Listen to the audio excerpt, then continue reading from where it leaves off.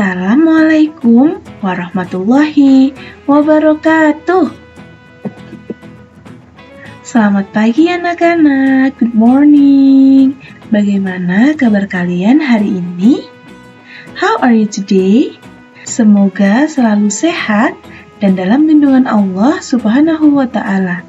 Amin, insya Allah ya. Oke anak-anak, hari ini kita akan belajar PPKN tema 1 subtema 3 tentang kerjasama dalam keragaman. Oke, langsung saja. Sebelum memulai pelajaran hari ini, kita membaca tasmiyah dulu yuk. Bismillahirrahmanirrahim. Oke, kita mulai ya pembelajaran hari ini.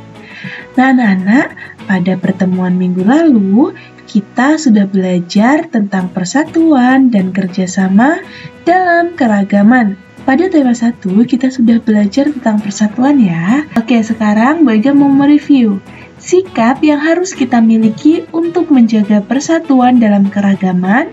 Yang pertama adalah kita harus tolong-menolong ya. Lalu yang kedua, saling menghargai.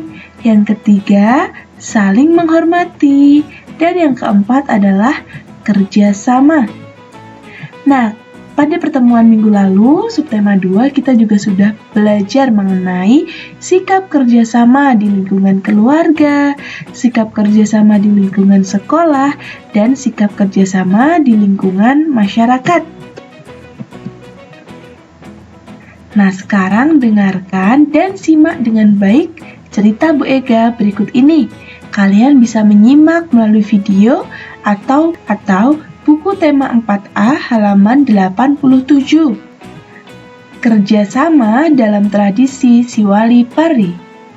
Pada zaman dahulu, warga suatu suku biasanya membangun sebuah rumah adat secara bergotong royong.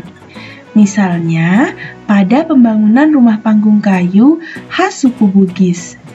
Seiring berjalannya waktu, rumah adat mulai digantikan dengan rumah yang lebih modern. Akan tetapi, sikap kerjasama dalam pembuatannya masih tetap terjaga hingga saat ini. Seperti tradisi gotong royong di suku Mandar di Polewali Mandar, Sulawesi Barat. Gotong royong di suku Mandar terlihat saat warga membangun kapal atau rumah. Warga dari beragam latar belakang sosial budaya bekerja sama mengangkat sebuah rumah panggung atau kapal yang beratnya mencapai puluhan ton. Para warga bekerja sama dengan sukarela tanpa menerima upah. Pemilik rumah atau pemilik kapal biasanya hanya menyuguhkan makanan dan minuman manis seperti cendol atau bubur kacang hijau. Sang pemilik rumah biasanya mengumumkan pelaksanaan pemindahan rumah panggung ini melalui pengeras suara yang ada di masjid atau gereja.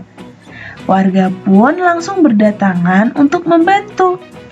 Tradisi ini biasanya diadakan pada hari Jumat karena hari Jumat dianggap sebagai hari kesetiakawanan sosial, hari gotong royong, dan juga hari Siwali Pari. Tradisi Siwali Pari dalam bahasa Mandar memiliki arti kebersamaan dan tolong-menolong. Tradisi ini terus dilestarikan oleh masyarakat secara turun-temurun. Hal ini dilakukan agar semangat gotong royong dan kebersamaan masyarakat tetap terpelihara. Oke, sudah selesai. Kalian memperhatikan dengan baik ya. Paham juga mengenai isi dari cerita tersebut?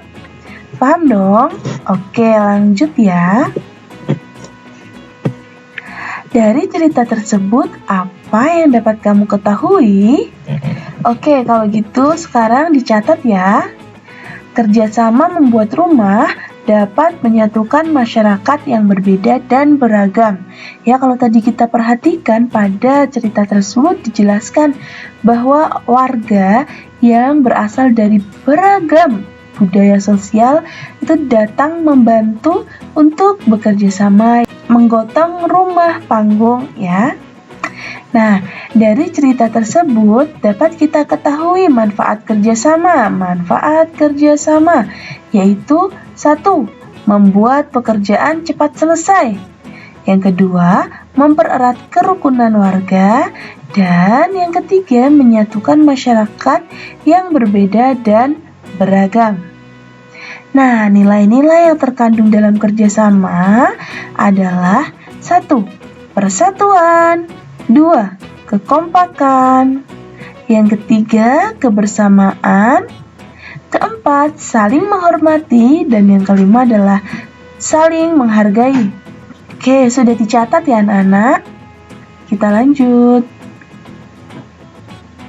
Nah, sekarang kita ingat lagi yuk, kerjasama apa yang bisa kita lakukan di rumah, sekolah, dan lingkungan masyarakat?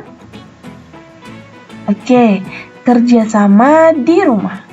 Kita bisa membersihkan rumah bersama anggota keluarga. Yang kedua, kita bisa merawat anggota keluarga yang sakit. Masak bersama ibu itu juga termasuk kerjasama ya, kerjasama di rumah.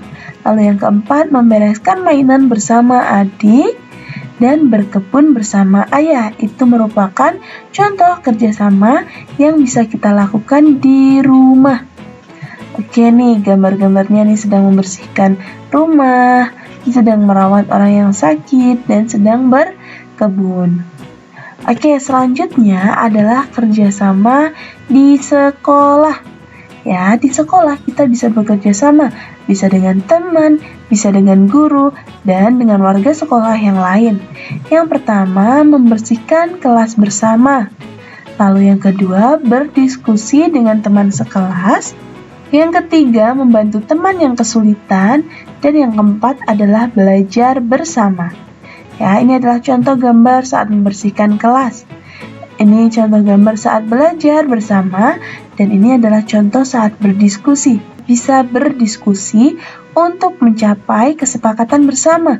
Misalnya, kita mendiskusikan siapa yang akan menjadi ketua kelas, seperti itu ya.